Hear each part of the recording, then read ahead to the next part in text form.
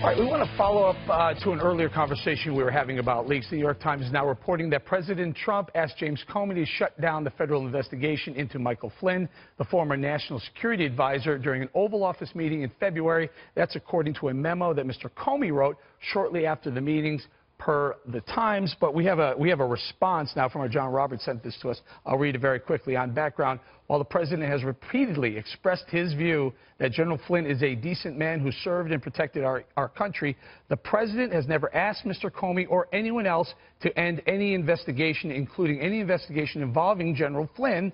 The president has the utmost respect for our law enforcement agencies and all investigations. This is not a truthful or accurate portrayal of the conversation between the president and Mr. Comey. Now, I mean, this is breaking news. As we went to break, we heard about it. So the Times reporting one thing, the president pushing back on that report. Absolutely. Fake news, I would call it. Well, yeah, and McCabe also saying when he testified just last week that indeed, consistent with what the White House is saying, that indeed was open. And we talked about that last week on the show, that certainly we don't know what legal consequences are going to happen around General Flynn. And I say that respectfully, but that is an ongoing investigation. It should be ongoing. We don't know ultimately where those facts are going to lead us. And if they lead to a breach of law, then those consequences have to follow, and they include criminal prosecution. Yeah, I can't listen, Mayor, I wasn't there, so with no way of knowing, but good Lord, the president asking the FBI director to go easy on one of his campaign advisors, that seems highly unlikely. Right, yeah, I don't know. I don't trust the New York Times. I don't trust Trump. I am always skeptical of everyone. Some people say that makes me a pessimist. I say that makes me fair and balanced. But you know what? The investigation is continuing, and that's the most important thing that really matters. He still is being investigated. So there you go. Stop. What about the New York Times? I mean, they have to stand on the reporting and their sources.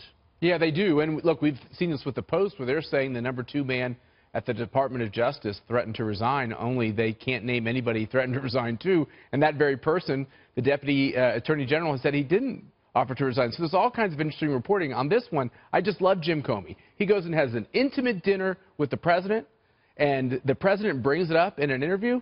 And what does Jim Comey do? It's why he isn't going to be the FBI director anymore, because he's a political animal. He had to immediately start leaking about his end of the story.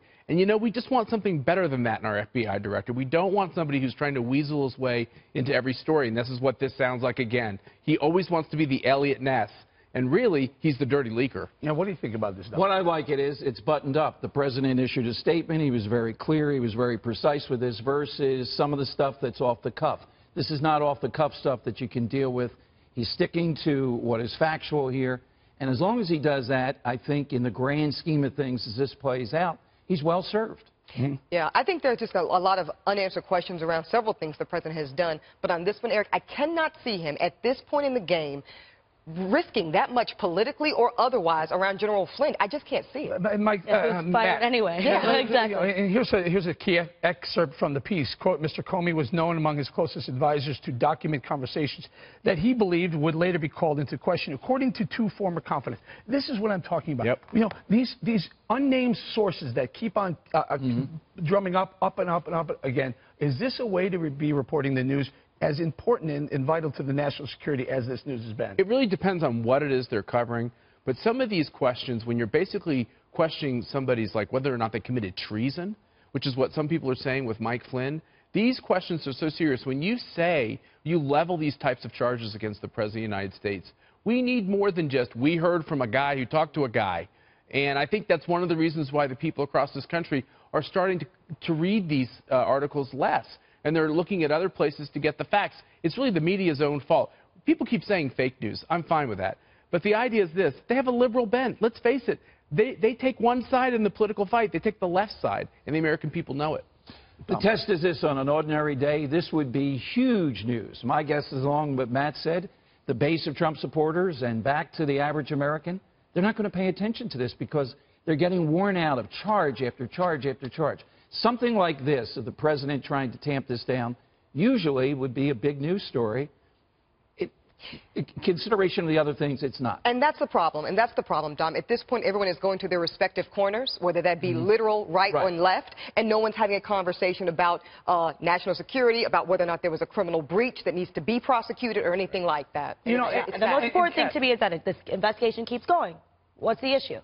According to this New York Times piece, the president asked the FBI Director James Comey to shut down the federal investigation into Mr. Trump's former national security advisor. And this is, according to the Comey memo, quote, "I hope you can let this go." I mean, that's amazing. That is this is CYA. Yeah, by the way, this is a guy who a week ago is wondering why he just got fired from the FBI directorship. Yeah, and again, with all the anonymous sources, you don't know where it came from, who said what. Right. But again, of course he's going to deny it either way. The investigation's still going. It's not stopping. Right. And so everybody should be happy with that. Well, I think right? Trump is a guy, and I'm sitting here, too, saying, what in the world takes so long to come to any kind of conclusion on any of this stuff? The Russian conclusion in the election, et cetera. And I think Trump, maybe in a sense of urgency, might be asking about where's the investigation? When are we going to have some facts here, some conclusion on any of these things? And respectfully to that, I can get that frustration from the outside looking in, but that's just how the FBI is. They're slow. They're I might want to process at this point. Yeah, the president has to let them do their job. They have to do their job. You know, Matt, I want to stay with this a little right. bit. We're not going to go to break just yet. Well, let's continue to talk about this. You know, one of the things. What else is Jim Comey telling us now? So Jim Comey is removed, and that leaves Rod Rosenstein, the deputy director, to oversee the operations at the FBI. I wonder where he is on this. I wonder if he has some input on as to whether or not Comey should be even doing this. Yeah, so Rosenstein's #2 at DOJ, right? And you have this other guy, McCabe, who's at FBI. And so McCabe's in this terrible position now where he's running the FBI. But really, I think a lot of people feel like he's also a lightning rod because he took a pass on the investigations of Hillary Clinton. And I think this is the big problem for the country, is that we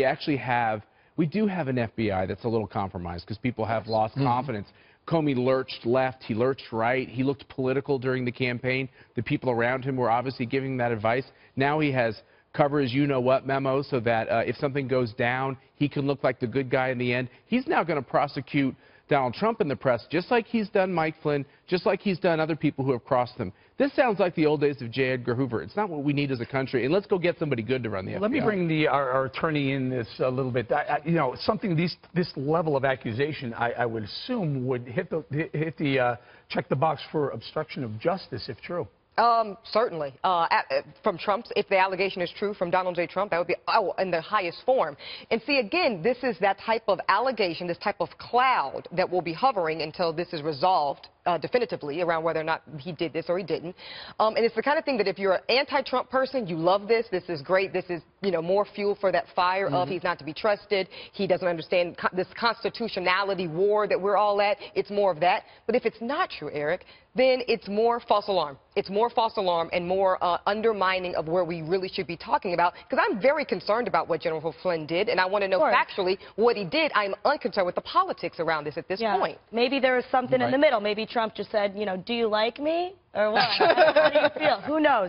But again, the exact same thing as you, Ebony. I'm concerned about what happened with Flynn, but he is gone.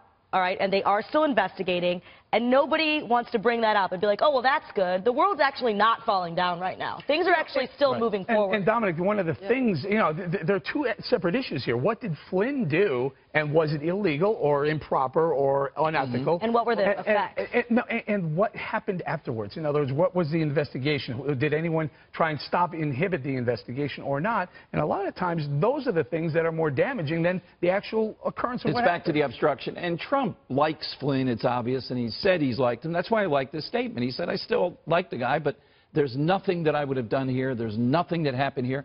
To Ebony's point, though, I don't know how we are ever going to get to the bottom of who's telling the truth. Allow me to break it.